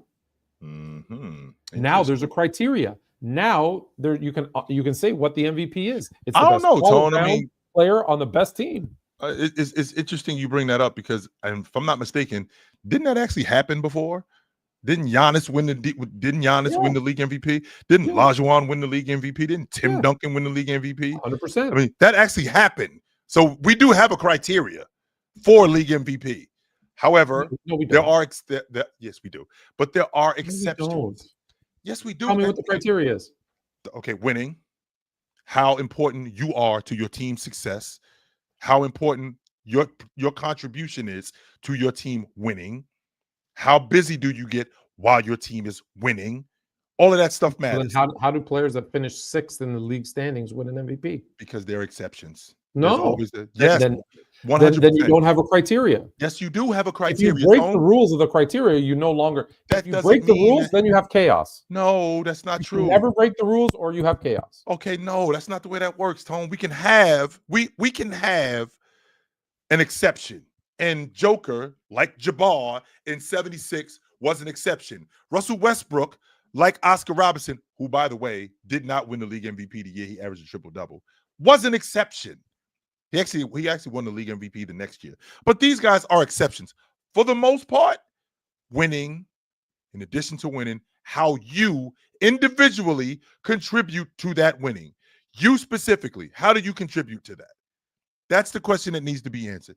And if you can answer that and you can tell us this is how I contributed to it, yes, that's where the league MVP comes in. We definitely have a criteria. Okay. Absolutely we do. I disagree. Sorry, I just had to turn it to watch the Raptors getting smoked again. I told you, losing streak was coming. I told you they were going to lose to Portland. I told you they were going to lose to the Knicks. Charlotte was just an added bonus. Charlotte was an added bonus. Are they losing? Because I got them winning right now. Maybe you might be ahead of me. Hold on. I want to make sure, Tone, because I got them winning right now. They're up 2 buckets. Mm-hmm. The game, that's done. Mm-hmm. Let's see here. Portland going to trail a blaze over them, or blaze a trail over them. You pick. So you like, back to this. So you like this idiotic award. You want to see more awards. No, I don't. I think it's dumb as hell. Thank you. I think it's dumb as hell. Defensive player of the month. Get the fuck out of here. Hell no. No. No. I think it's goofy. I'm so angry. You know what? I know you agree quite often with Mrs. Fluent. You know what she said to me the other day? I don't. She said, I think it's stupid that people win an MVP in any sport. We were talking about, it was a couple of weeks ago because we were talking about the baseball awards. Yep. He goes, how the hell you give an MVP to a dude that like got bounced in the first round? Oh, no. And I was like, well, what do you want? And she said, at the end of the year, after the championship is done, you look at what they did in the regular season, what they did in the playoffs, and then and I said, well, then it's most of the MVPs are going to be players who won the chip that year. She goes, yup, exactly. There you go. There you go. So if you're the best player in the league on the best team who wins the championship, and you were the one who contributed to that, and maybe it goes to the losing team, who knows? But it's like, if you're not making it to the conference finals, to the finals, how are you the MVP? How are you the MVP that gets bounced in the first round? How are you the MVP that gets bounced in the first round? And I'm like, I thought at first it was crazy. And I said, well, because it's a regular season award. That's always my answer. It's a regular season award. Stop doing that. And then stop doing that then. Why? Stop doing that. Yes, sir. We always say this is the time that matters. Right now in the playoffs. Now it's when it matters. Right? The regular season is the war. Okay.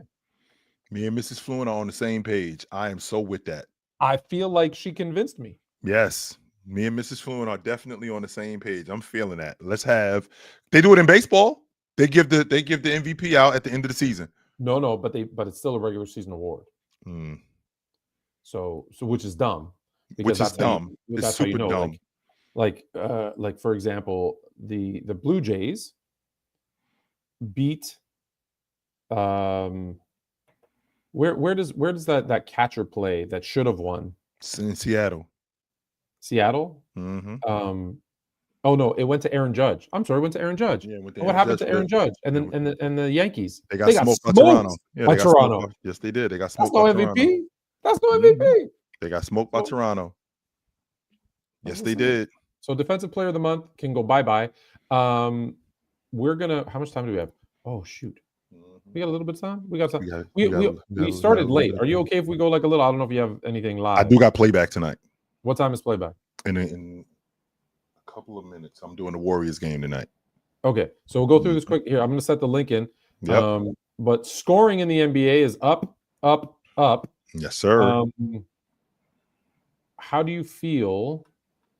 What are your thoughts on the scoring being up? I think it's great. To be honest with you, I think it's great for the game, Tone. I mean, you have said this to me numerous times, and this is the main reason why the NBA changed it in the 2000s, because nobody wanted to watch 81 to 76 games. Nobody wanted to watch 91 to 85 games. Nobody wanted to watch that. Even though some of the defense was some of the most beautiful basketball, nobody wanted to watch that. The game was too slow. It was too monotonous. Nobody wanted to watch that. They wanted to see score. They wanted to see more scoring. They wanted to see more offensive production. Well, you're getting that now. And that's one of the main reasons why ratings are up. And I think that we get to see these players, Luka, not just Luka, but some of the better players in the league that we didn't even know about that are really good, like Austin Reeves. I didn't know Austin Reeves was this good. I didn't know Jaylen Brown was that good. to come to find out that Jaylen Brown is pretty fucking awesome.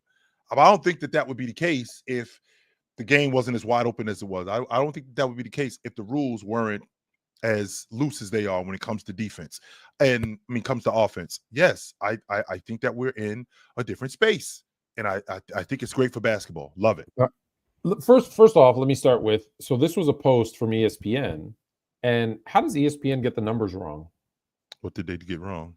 So they said the highest scoring season, 61-62, 118.1. That's incorrect. The second highest scoring year was 60-61 at 117.4. That's incorrect. This year, 116.8. That's correct. And this year's the third highest. However, it doesn't take much research to find in 61-62, the average points per game was 118.8. In 60-61, the average was 118.1. And in 66-67, it was 117.4. And this year is the fourth highest scoring season in NBA history. This is ES freaking PN. Y'all got this wrong, yo. And they got and they're paying researchers. I'm just saying, it takes 35 seconds to find out that they're wrong. Literally. So right off the bat, I hate that. Okay, number two. This is the highest pace we've had since the 70s. The difference is they were shooting 0 threes, and now they're shooting 37 per game. 37 threes per game. Now, that being said, that percentage, they're shooting it at 36% or 35.9, whatever the heck it is. So they're doing a good job. They're doing a good job there. However, and I've said this a million times, it's this catch-22. I love today's game. I love how it's played. It's the way that I play. I love it. It's entertaining. And let's not forget, this isn't a sport. This is entertainment. Defense is beautiful, but no one wants to watch defense, so they say, forget it. And they put all these rules into place, and I've told you this before. This is why I give perimeter defenders so much love right now. They have the hardest job in the world because they got to defend when all the rules are stacked up against you where they don't want you to defend.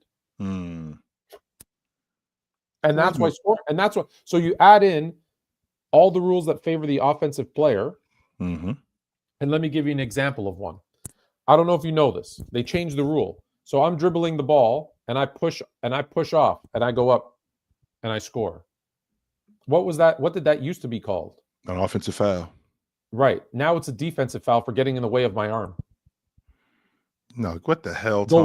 Go watch it. I've got they tweaked the rule. Okay. First of all, they tweaked the rule where it said if it doesn't completely throw the person's balance off. So for example, if I hit you and you don't flop, it's either a defensive foul or no call at all.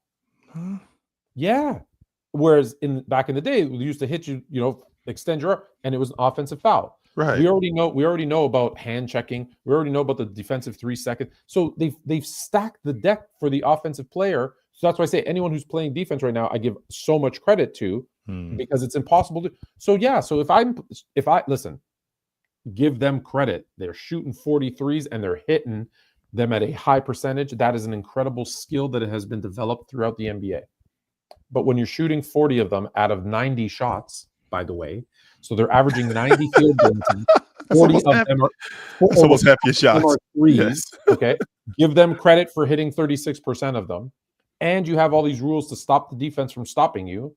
Well, yeah, the offense is going to go up, and I love it. It's entertaining, but let's not act like none of this other stuff is true, because it is. It is. It's insane. Yeah, and it's insane, and I love it. Right? Like that's kind of the catch-22. It is entertaining. It is better to watch it. It is all these other things too. I agree.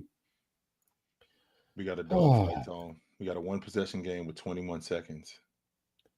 I want you to. I want. That's game. Yep, that's game. Nice job. Who won? Toronto. Brandon Ingram got a layup with 17 seconds to make it a 2-possession game. We good. Don't foul. Okay. And then Scotty Barnes comes up with a block at the end. Okay. Well, they're still losing to the Lakers. Nice job. I told you they'd lose back to back. I just picked the wrong team. I picked New York and Portland. It was Charlotte and Portland. So they're still 2-1. They're still 1-2 in that 3-game stretch. and then they're going to lose to the Lakers. So, that being said, someone's here who's going to tell us how Mike Vrabel should be coach of the year. And when he says that, just so you know, I'm warning him ahead of time. I'm going to mute you. You're allowed to talk basketball. Go ahead. Oh no, I'm going to talk about how JB's that guy. JB. I'm sorry. JB, my bad. I thought you go ahead. Go ahead. You thought so, huh, Chill? You thought you had me there, huh, Fluent? You thought you had me there, huh? I thought nah. Do you know what Chill? I want to ask Chill this because Chill's a JT guy. Is JB the guy now, Chill? If you think so. I love that. I love that answer. If you think so, okay. We can go with that. Sure. Absolutely. You just go with that, Chill. Yeah, if you want to go with that, sure, let's go with that. I'm already on record saying, I'm already on record saying when Michael Jordan retired in 1993, I found out how good Scottie Pippen was. I did not know he was that good. I didn't think he was better than Jordan. I just didn't know he was that good. That's what's going on right now. I didn't know Jaylen Brown was this good. I don't think he's better than Jason Tatum. I just didn't know he was this good, and he is. He is. Do you think it's kind of surprising, Chill? Because I mean, for me, it's like the first time we went to the finals, JB was 27-7. So I mean, now that KP and Drew are gone, it's not much of a surprise that JB's production just like. What do you think? Like, why do you think do you think he outplayed Jason Tatum in the finals against Dallas? Against Dallas? You think he outplayed him? Absolutely not, Chill. No, I think that was robbed. I think JT was completely robbed of the finals. Do you think he outplayed Jason Tatum in the playoffs that year? Y'all won the championship. Yes. Do you think he outplayed Jason Tatum in the playoffs? Outside of the finals, absolutely. Like really? JT, Against Indiana to close out the series, those last two games when Jason Tatum went 30-10 and basically iced the game. And not only did he ice the game, but on elite defense, which is what he was doing. He shot bad against Miami, and I'm not going to argue that point. But I thought that the facilitating, I felt like the playmaking was top tier. And then when we moved later on into the playoffs against Cleveland, against Indiana, are you really going to sit there and tell me that Jaylen Brown outplayed him those playoffs? Yes, absolutely. Chill, do you think that I'm gonna ask you a question because you asked me a serious question. Do you think that if Jaylen Brown doesn't hit that clutch three and force it into OT so we win in that game, do you think that like Jason Tatum was outplaying him in that instance? Which game are we talking about? I believe it was game one. I could be wrong. I believe it was game one. We hit that clutch corner three in to the force finals? OT. In the conference finals, yes. Against Indiana. I do remember that when they ended up leaving him open. That was super dumb. I don't understand. But don't forget, I think Jason Tatum has 7 points in the overtime. Yes, sir. Yeah, yes. I think he has 7 points and like 2 rebounds in the overtime. Jason Tatum did that. Not only that, Jason Tatum also, didn't he lead you guys in points, rebounds, assists, and blocks? In that conference finals? Yes, no, sir. In the playoffs. In the playoffs? Yes. But hold on a minute here, Chill. There's some context to that. Please enlighten me. Of course, Chill. Please. For me, at least, the reason that I think that Jaylen Brown particularly deserved to not only win that conference final players of the year, but also he outplayed Jason Tatum is because he had better defense. He played better defensively. His offense, particularly his scoring, was more consistent. He hit more shots. I mean, it's very clear, Chill. Like when we look at Jason Tatum, they were giving JT the ball constantly. This man owned the basketball. I get what you're saying, Chill, about the passing and playmaking. I absolutely think that was better than Jaylen Brown's, but I think his scoring production went down actually. Like just because he scored a lot more points, but they were inefficient. It was inefficient, extremely inefficient. Really? I mean, Chill, he went from like 47% in the regular season to like 43%. It was insane. He went from almost a 40% 3-point shooter, Chill, to like a 28%. So that's all we are. Is we're just long ball shooters. So if I can't shoot it from the long ball line, my game is whack. I can't do anything else. It's not just long ball. His field goal percentage took a massive dip. Chill, he went from almost 50% to the low 40s. Okay, and like his scoring product, which by the way, his main thing is scoring. His main value whose main thing? His Jason main Tatum, value, Chill, his number one value is scoring. And that went down in the postseason. And Jaylen Brown's main value is what? Scoring. And it went up. in the postseason. He No, it maintained didn't. his level. No, it did He not. maintained That's his just not level. true. That's not true. That's Okay, even if you don't want to say it went up. No, I'm not going to say that. No. I'm not going to say. Even if I don't want to say that. The fact is that it didn't. That's a fact. It didn't go up in the playoffs. He scored better than JT though. If he scored better than JT, right? If this is what you're telling me that he scored it better than Jason Tatum. If he scored it better than Jason Tatum, then why weren't we running the offense through him? If he scored it better than Jason Tatum, why wasn't he the primary ball handler? If he scored it better than Jason Tatum, why wasn't he facilitating the offense like Jason Tatum was? Because I already said, Chill. Jason Tatum's value in that postseason primarily was the passing and playmaking. It was the facilitation. So they gave it to him because he was the primary ball handler. It wasn't because, yo, JT, we're looking at you to go for 30 on like good efficiency. No, it's because Jason Tatum's passing and playmaking took a massive leap in the playoffs, a significantly higher leap than in the regular season. That's why he got the ball constantly. I want to make sure that that what you're telling me is legit logic. And the reason why I want to make sure that what you're telling me is legit logic, because there's no way that a guy wins the NBA championship and he takes a significant dip in the playoffs. Right? He takes a significant dip in the playoffs. So I want to make sure that I'm following this correctly. So in 2024, during the NBA championship, so we're clear. In 2024, during the NBA, because that's where we are. Jason Tatum. Here, Chill. I told you already that like Jason Tatum outplayed him in the finals. No, it's just okay. So all right. So let's get off the NBA championship then. Let's go to the conference championship in your estimation. All right, let's do that. Let's go to the conference championship. So in the conference championship, if I'm looking at you're numbers muted, correctly, you're muted.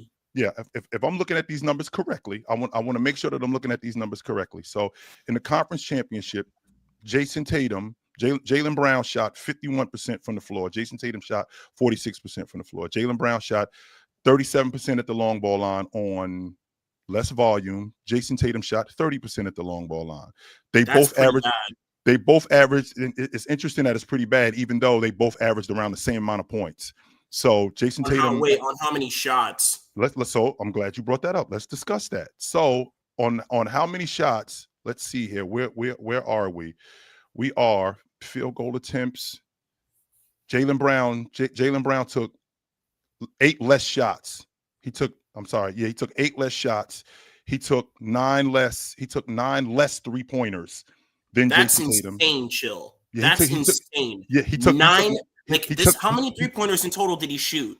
He only shot 27 threes in that series. That's it.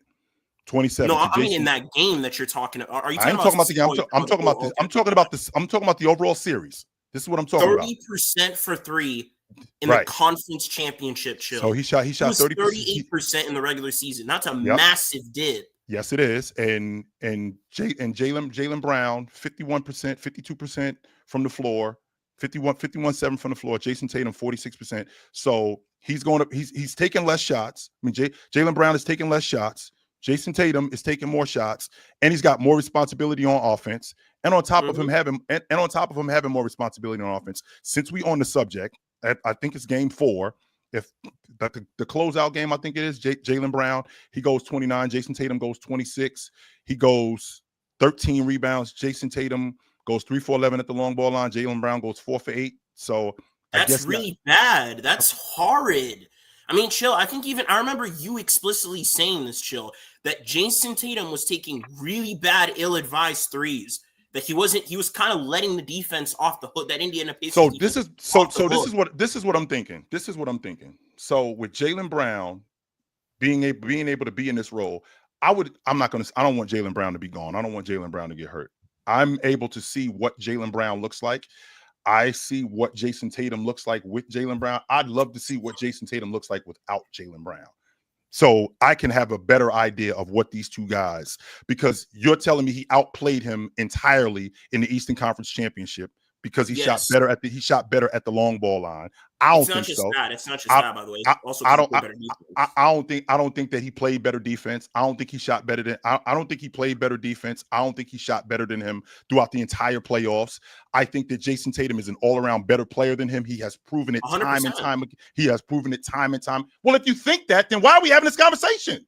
No, What are we I'm doing just here? saying- hold What are we on a doing minute. here? If you think Hold on a Jason minute. Tatum is better than him, why are we having this conversation? No, it's because I'm saying no. I'm challenging your viewpoint that you think that Jason Tatum all around throughout the post and throughout that season, the 24 season, was better than JB, and I don't think that's true. I think this has been demonstrated throughout the first round, the second round, and the third round. His scoring efficiency dipped. Chill. Not only did his scoring efficiency dip, this guy he was elite defensively. I'll give you that. He was an elite defender. He was rebounding, and his playmaking went up. Though I don't think, Chill, that in the meat potatoes of games, they were giving the ball to Jaylen Brown, and Jaylen Brown was executing, Chill. Jason Tatum wasn't. He wasn't executing. He was executing as a passer and playmaker, just not as a scorer. If I remember correctly, if I'm looking at game, they ended up getting blown out in game 4. And in game 3, I vividly remember game 3, where Jason Tatum was specifically at the top of the key, and not only at the top of the key, he was at the free throw line. At the free throw line, at a mismatch, giving him the ball at the free throw line, and he was consistently getting to the basket. With him consistently getting to the basket, that was that right there. And I don't think that, and I don't think he was great at shooting the basketball, but Jaylen Brown shot better in game 3. He did shoot better in game 3. Game 2, when they won, Jaylen Brown shot better in game 2. I mean, Chill. I mean, we're talking about a guy here in Jason Tatum whose main thing is scoring, and like that like your main thing is scoring, and like the efficiency of your scoring like takes a pretty big dip, Chill. I mean, even I've heard you say this on record, Chill, on record, that Jason Tatum, he's letting the defense off the hook. He's taking ill-advised bad threes when he really should just be getting to that mid-range, attacking the defense more. I've heard you make these claims, Chill. I don't think that Jaylen Brown is better than Jason Tatum. I've said this on multiple occasions.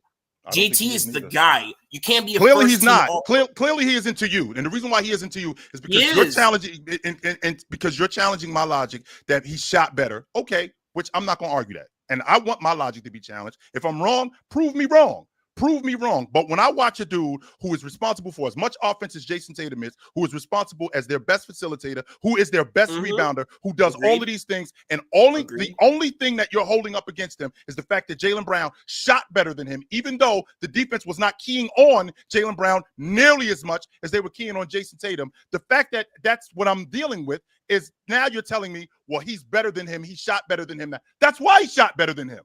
Because you didn't have the responsibility that I had. Claim, hold on. Let me just clean this up real quick. I understand exactly what you're saying. I don't, to be honest with you, I don't need you to clean it up. I understand exactly what you're saying. He shot better than him. He was better than him in those playoffs. He played better defense than him. He was better than him, which is just not true. He might have shot the ball. What do you think JT's main impact is on the basketball court? What do you think is his main thing? To play off the ball. Playing off the ball? I think he's a great transition player. I think he's a great transition player. I think he's a great one-on-one player. I think he's a damn good defender. That's what I think he is. So it's his score. So you're saying his scoring is like his main like threat as a player. Really is his scoring, right? I could get with that. You can get with that? Okay, Chill. When have we ever seen throughout NBA history, we've talked about players. When have we ever talked about a player where his efficiency has taken such a big dip in terms of his scoring? And we still say, yeah, he's better than this guy who's maintaining his scoring level and even challenging him at scoring. When have we ever said that? In 1988 with Magic and James Worthy. 1988, Magic and James Worthy, where he like his shooting splits were really bad. James Worthy was better. That's why he won the Finals MVP. None of us ever said that James Worthy was better than Magic. Oh yeah, no one. I'm not saying JB is better than JT. I'm just saying JB played better in that postseason run. Like throughout like the first, second, and third round, finals came along, and then JT. Okay, I gotta wrap this up. Like, we got one other person waiting, and Jay's got playback. Yeah, my bad. All I'm saying, Chill, is that JB played better from the first till third round. Finals, JT should have won that Finals MVP because he clearly played better than him. That's all I'm saying, Chill. I'm not saying JB is a better player than JT. It doesn't sound like it sounds to me like your argument is Jaylen Brown played better than him throughout the entire postseason. He played better than him except in the finals. That's what I thought he said. Just first through third round, and then finals, it's JT. That's all I'm saying. All right. I appreciate you, same boat, Chill, with Jason Tatum. He's the number one. No, we're not. No, we are not. We are not. No, we aren't. No, we're not. Liam, get ready. No, we're not. No, we are not. Well, no, we're not. Yeah, and I'm cool with that. Because you think that JT played better in the first three rounds. Mm-hmm. No, we're not. So I'm good with that. That's fine. All right. Hey, Y'all have a good one, though, guys. Hey, just before you go, I want you to know that the Bears are going to win 56-10 in the Super Bowl against the Patriots. Bye. Hey, Tone, are the New England Patriots going to be in the bowl game? Is it ridiculous to think that the Patriots could be in the bowl game? It's not crazy. I don't think it's ridiculous Kansas at all. City might not be making the playoffs. Who's going to I don't think they make. I'm on record saying I don't got Kansas City. I said this like 4 weeks ago. I said this a month ago. I don't got Kansas City making the playoffs. Yeah. I said that a month ago. Liam. I don't know who Liam is, but Liam has some great vinyl, by the way, too, by the way. What's up, Liam? Hello? Oh, this is a different Liam. I don't know who you're talking about with the vinyl. My fault. Okay, what's going on, bro? Number one, that was diabolical work about the Bears and the Patriots. That's diabolical. You think that's whack? I think it's whack that the Patriots have only suffered for 5 years after having countless Super Bowl contending rosters and championship wins. So it's not fair. Compared to me being a New Orleans fan having to sit there through hell. I just meant more that the Bears were going to beat them again in the Super Bowl like they did in '85. Yeah, if anyone deserves to like go and win the Super Bowl, it's the Bears. That's been a fan base that has been dying for a contender. You telling me? On top of me being a New Orleans fan, I can't bear to watch the game that's going on. I've been peeking in at the score and like we're up, but like it's just this is more me asking y'all what y'all think, and like if I feel any pushback on like what y'all are saying, then I'll like chime in. Where do you think the Pelicans are like need to go? Because like at this point, like it's like I'm in hell. I don't know where. Every time just so you know, I talk to Liam. This is not the first time, Tone, that I've talked to him. I've talked to Liam, and it's almost like a couch session. Like just so you know, we got 3 minutes. Yeah, 3 minutes, and the stream is going to end. Just so you know, we have 3 minutes, and the stream will end. Yeah, this is almost like a therapy session. This is almost like a therapy session for him. He wants me to give him some encouragement on. I've told you, top down, get rid of everybody and just blow it up, blow it up, and start over. Yeah, I want it to be known from like to anyone in chat that's going to sit there and like. And be like, oh my God, a Pelicans fan. I didn't know that they exist, or whatever. Yeah, we exist. It's just the Pelicans are so bad right now. We've gone into hiding. Like we don't want to show our face because it's terrifying. Ownership doesn't care. The upper management doesn't care. The players don't care. It's and it's not like I don't care, Liam, but unfortunately, we do have to go. As much as I would love to talk to you and give you your therapy session about the New Orleans Pelicans, but we do have to bounce, brother. It's good to talk to you, my man. I appreciate it. I'm sorry, Liam, but Dave, blow it up and start over. Yeah, blow it up and start over. Yeah, that's the best route, I guess. Yeah. All right. Appreciate you, brother. Have a good one. I hated to do that, and I'm really sorry, but we are at that time where you need to do what you got to do, and I got to do what I got to do, and we got to do. Oh, I kind of like this one. Maybe I'll stick with this one. You have 30 seconds to say what you say. Y'all know what time it is when y'all see me and my man Tony Tone every Tuesday night. Me and my man Tony Tone right here on the Sports Fluent Network and the Chilltown Hoops Network. We know what you know where to find us. We will see you soon. Until then, put on a suit, drink water, don't drink and drive. Hey man, call your mother. Well, last time we talked to your mother. Call your mother. I just talked to my mother yesterday, as a matter of fact. We will see you guys soon. But until then, take it light. But take it. Absolutely, man. It was good to talk to you guys. No doubt.